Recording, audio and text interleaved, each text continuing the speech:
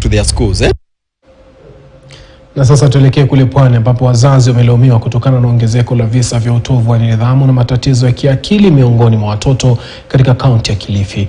Kwa mujibu wa mwanachama wa kamati ya uongozi wa kaunti hiyo Raquel Musioki, tatizo la kuzongwa na mawazo limeanza kuongezeka miongoni mwa watoto wa shule, swala ambalo anasema linatokana na wazazi kushindwa kuwalea vizuri wanao.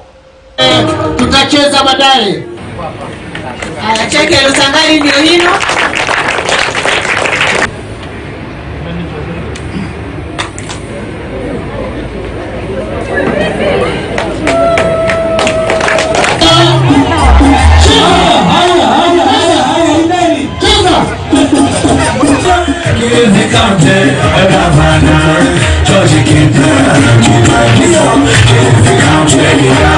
Wazazi sisi wa Kilifi tunajulikaniwa kwa kupeleka watoto shule na kuwaacha kule.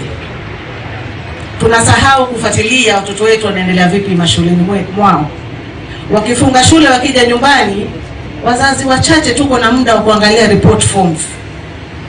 Na sisi huwa tunapeana recommendation ya kwamba mtoto anapofunga shule na umepata usaidizi kutoka kwa foundation, kutoka kwa basari ya serikali, chukua report form ya mtoto, peleka kwa wale walio kushika mkono. Sisi kama viongozi idara ya elimu tunawaambia tuwaweke watoto wetu karibu. Wakifunga shule, kati na mtoto taka kujua changamoto gani amepitia shule, ni vipi utaweza kumuongoza. Wazazi wengi walikuwa watoto wao wamefukuzwa na tunaenda mwisho wa muhula. Kwa hivyo ilikuwa lazima wale ambao wamefukuzwa warudishwe kwa haraka.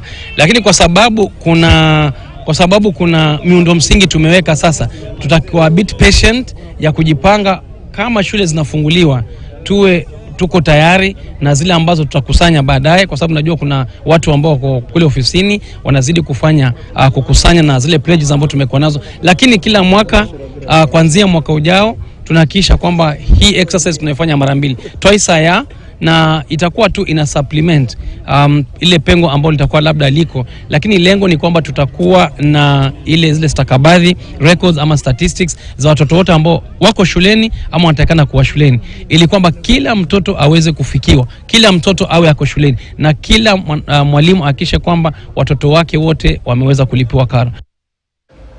Na chama cha kutetea maslahi ya wafanyikazi wa nyumbani, mikahawa, hospitali